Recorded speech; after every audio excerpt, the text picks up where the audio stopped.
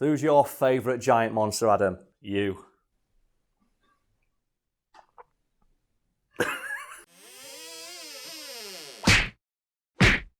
Given that he's due to square off with Godzilla in his next cinematic outing, the fact that King Kong didn't turn up in Godzilla King of Monsters is kind of egregious, especially when you consider that the whole premise of that film is that every monster in the world converges on one location and tries to fight our favourite atomic lizard. So you're saying that Kong and Godzilla are both in the same universe then? They are, yes. So the most recent cinematic outings of both King Kong and Godzilla exist in something known as Legendary's Monsterverse, which is just the name for the cinematic universe they exist in. And the Monsterverse is one of my favourite cinematic universes because it's the only one that's not a huge embarrassing failure besides the MCU. And who'd have thunk it, eh? Like the only good cinematic universe to squeak by that's not the MCU is the Monsterverse and the Fast and Furiverse, which cracks me up so much. Fast and Furious just needs to end. But the Fast and Furiverse, man, how can you not like that? It's so good. I do love it. It's just it's run its course now. But would you imagine? It's like I think we did an entire video about the statistics of how stupid the Fast and Furiverse is, just in terms of this started with Vin Diesel and Michelle Rodriguez literally stealing VHS players. And the final film in the series so far is Idris Elba with superpowers, elbow dropping the Rock from space. It's like, what?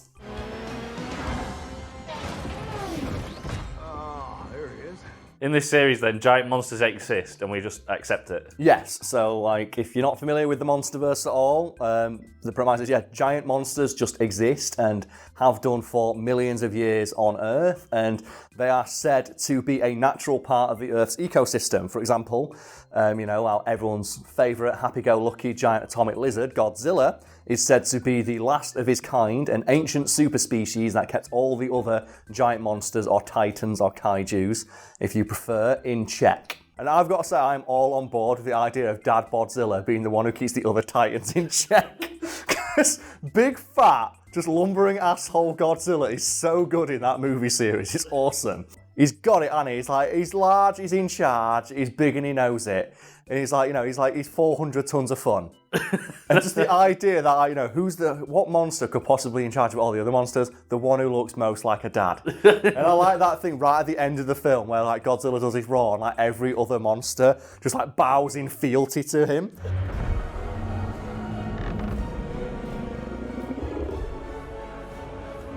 It reminds me a lot of when you get to that moment when you think, I'm a bit bigger than my dad.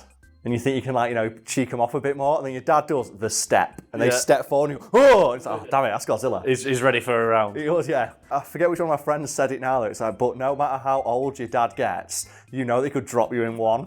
It's just, that's about it. It's like Godzilla. It doesn't matter how big and lumbering he might appear, he can still drop you if you had given him the chance. So the premise of the Monsterverse is a little bit complicated, so a simplified version of it is that giant monsters exist and they all listen to Godzilla. The exceptions to this being King Kong and King Ghidorah. So why doesn't King Ghidorah listen to Godzilla? Because he's a three-headed space dragon and he's from another planet. Yeah, so in addition to giant monsters existing, aliens also exist, and they kind of, just gloss over it in the film. It's wait a minute, King Ghidorah is just an alien?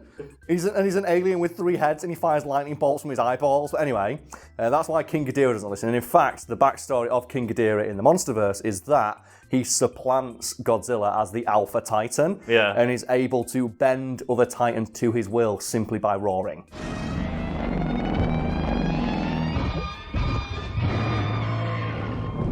So Ghidorah roars and other monsters just listen to him? Yes, except for Godzilla and, oddly enough, King Kong.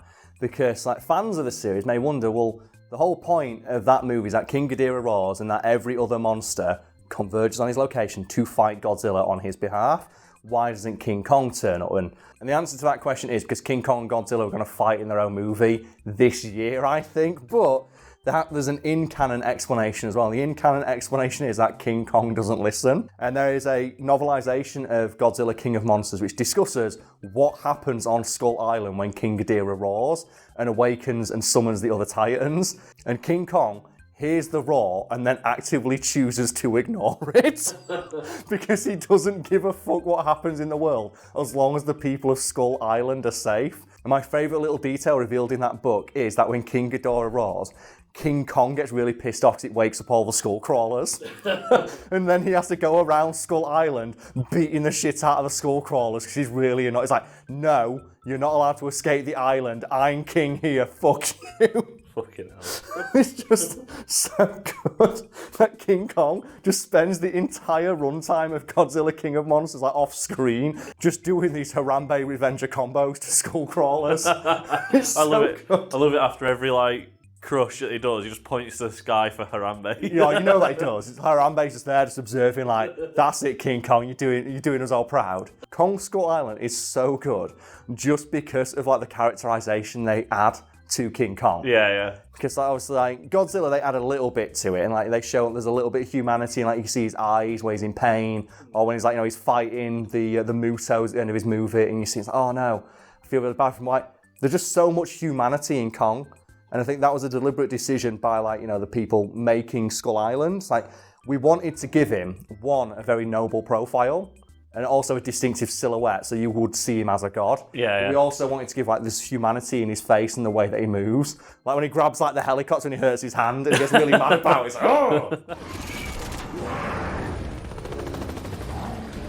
Or the bit where he's fighting the Skullcrawler right at the very end, and the Skullcrawler turns around and slaps him in the face with a tail. Just goes like the insults, like, and you see him get annoyed. It's like, oh no, King Kong, you got him.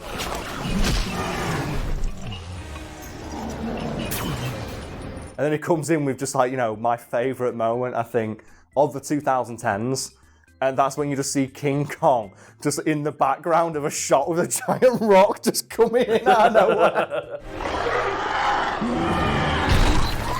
I was in the cinema, I watched that in the cinema, I think day one it came out. Yeah. And when that happened, I marked the fuck out. It's like, oh no, what's King Kong gonna do? And you just hear this roar, and just see this gorilla.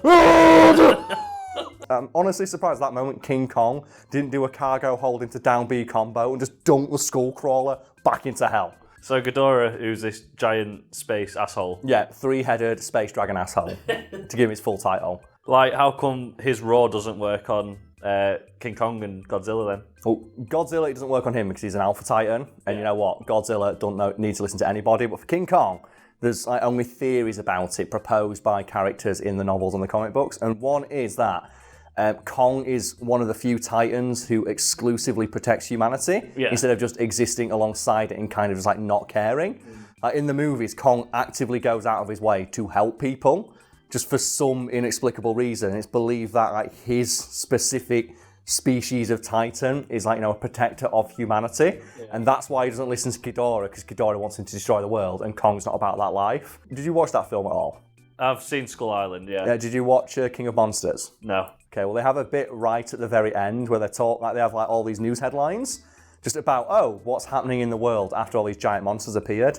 And there's like one saying, oh yeah, the Titans are like, bringing life back to the coral reefs, or that the shit they leave behind makes like forests regrow. Yeah. And then they have another one, and it just says, for some inexplicable reason, every monster in the world is just converging on Skull Island.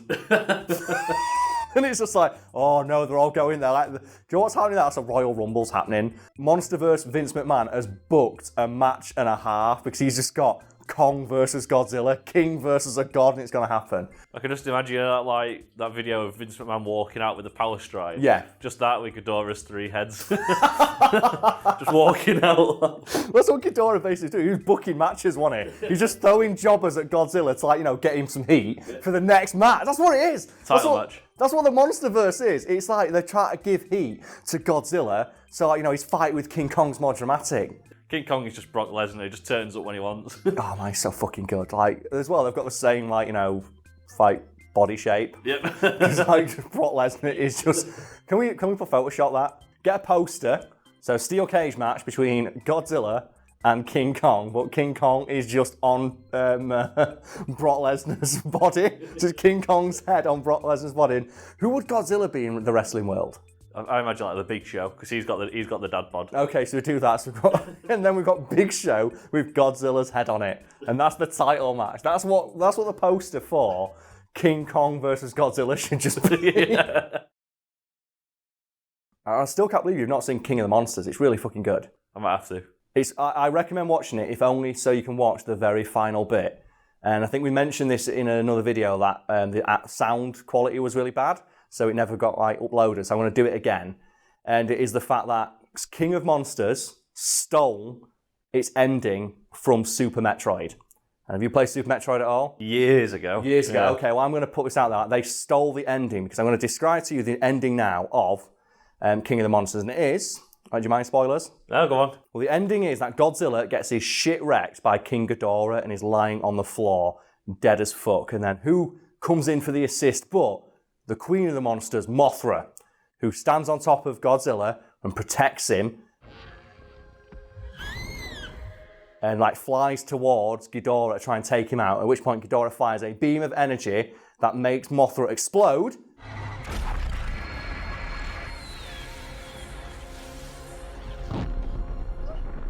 And then the energy of Mothra falls down and goes into like Godzilla.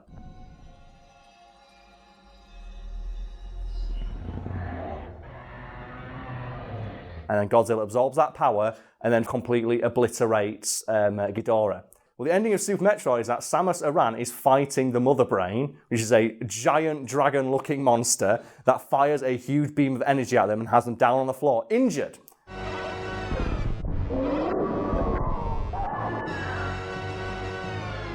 At which point, a little helper thing comes in, which is the Metroid, which sits on top of Samus and protects her. And then flies at Mother Brain, only to be hit by a giant laser attack, causing it to explode, at which point all of its energy then falls into Samus Aran.